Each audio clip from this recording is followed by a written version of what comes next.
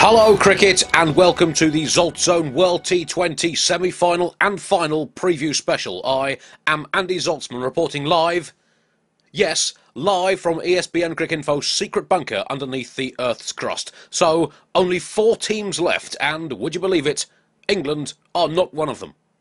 Oh, you would believe it. Yes, I guess you might have a point there. But they weren't the only team to be dumped out like an unwanted birthday blancmange after being skittled for next to nothing.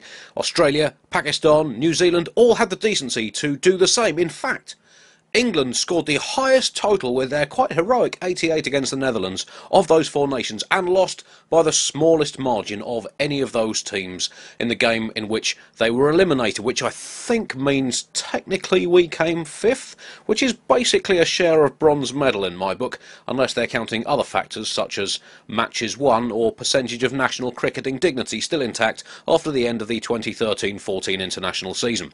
But now is not the time to focus on the losers. This show is about winners, the 4 semi-finalists, 3 of whom by Sunday evening will also have become losers, which technically I think will then give England a share of silver medal. Such is sport. The semi-finalists. So let's have a look at the 4 team strengths and weaknesses. I've had special cards made up for each of them. India. Strengths: batsmen who can smash the ball for 6, and bowlers who can sometimes stop opposition batsmen smashing the ball for 6. Weaknesses: batsmen who sometimes get out before smashing many balls for 6, and bowlers who are sometimes smacked for 6. West Indies.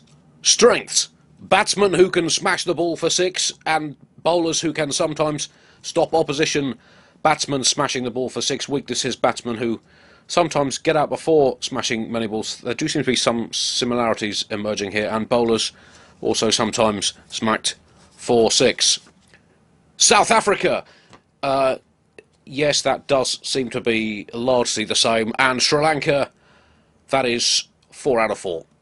So, very little to choose between the sides. If I was a betting man, and I'm not really the former and only technically the latter of those 2 words, I would go for South Africa or West Indies, purely because they both lost their first games of the tournament, which all previous winners have done. Or maybe I'd go for India or Sri Lanka because they're more at home in Asian conditions. What the heck. I think India will win.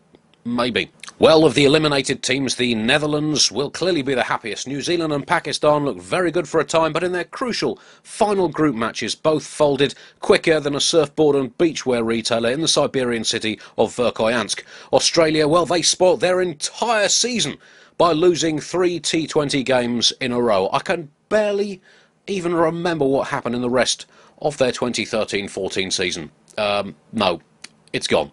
England, well, they did adequately for a while in this tournament, then very well indeed for a short bit of that while, then very, very, very, very badly indeed at the end. So badly, in fact, that I can now barely remember what happened in the rest of their 2013-14 season. Oh no, it's gone. And that's better. There was method behind that match against the Dutch. And Bangladesh, well, they were, well, Bangladesh. But the Netherlands left happily and proudly after dunking England like a medieval witch into a pond of misery. What made it more impressive was quite how badly the Dutch had begun their group. They followed up their 6th whacking heroics of their win against Ireland, 193 in 14 overs, by being bowled out by Sri Lanka for 39 just 3 days later. It was the cricketing equivalent of professional composing celeb Beethoven following up his smash hit piano-tinkling classic Moonlight Sonata with his next work, cleaving an angry dog to pieces with an axe. But the Netherlands bounce back to run South Africa and New Zealand close, then score yet another win over England. First, paintbrush-wielding Dutch master Rembrandt beats British contemporary William Dobson to the 17th Century Best Selfie Award, then Lords in 2009, and now this. When will it end? Semi-final team news. Well, team news could be crucial. Yuvraj Singh skipped training with India today after injuring himself playing football, apparently. Quite how he injured himself playing football with the Indian cricket team is anyone's guess. I saw the Indians playing football before their World Cup semi-final in Mohali in 2011, and most of them barely even moved, let alone actually managed to make contact with the ball. But Yuvraj should be available. Morny Morkel also should be clear to play for South Africa if he is back in time from recording his scuba diving TV series, Morning Morkles, Morning Snorkels. Best time for snorkeling. The mornings, catch the fishies while they're settling down for a leisurely coffee and croissant and a quick crack at the cryptic crossword. I digress. That is just a general state of being, to be honest.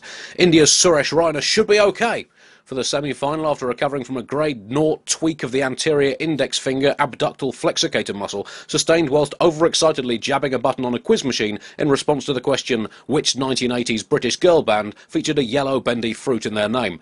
West Indies gloveman Dinesh Ramdin, meanwhile, should be fit, despite suffering repetitive strain injury sustained stumping Pakistan batsman after Pakistan batsman. 4 stumpings in 12 overs for Ramdin. That is only one fewer than he's claimed in his entire 56 Test career, in which he's kept wicket for almost 9,000 overs. And Sri Lanka's Sachithra Senanayake also set to play after jumping into a fish pond in an effort to do some scientific research into what would happen if a giant asteroid landed in the Caspian Sea. All those players looking good for the semi-finals. And one more thing. One quick thing about T20 umpiring. Are you seriously telling me that you think umpires should not be giving batsmen out like this? No, I didn't think you were. I'm glad we've got that one sorted out. And while we're at it, if we're going to have illuminating stumps that light up shortly before the wicket is technically broken, can we not also have illuminating umpires that light up whenever a bowler bowls a no ball? And maybe even edges of bats with special leather-sensitive nodes that are wirelessly linked up to the stadium public address system so that 10 seconds after an edge, if the batsman has not walked, the speakers boom out, "You hit that, you naughty little blighter, on your bike." Maybe even helmets that use similar technology to airbags in cars so that when they're struck by the ball, they splurt out fake blood all over the place. It's a gladiatorial game these days. Let's not shy away from that. It's what the fans want. The end, nearly. So, do enjoy the last 3 matches. Thrilling conclusion to what has been an excellent, fascinating and exciting tournament. As I've said before, deciding World T20 champions with one-off games in cricket's most randomly resulted format makes absolutely no sense. But what it does make is a lot of excitement. And that 162 games each Major League Baseball style tournament would seriously cut into the 162 games each IPL that is probably just around the corner. So do enjoy the thrilling denouement to this tournament. I'll be back next week with my full ZaltZone tournament review. Until then, thanks be to cricket. Amen. But if we have to talk about Dale Steyn, Darryl, and those are the figures he ends with. 4 overs, 4 for 17. You could tell you could tell from the figures itself as to why it's match winning. But Faf du Plessis used him in an interesting way.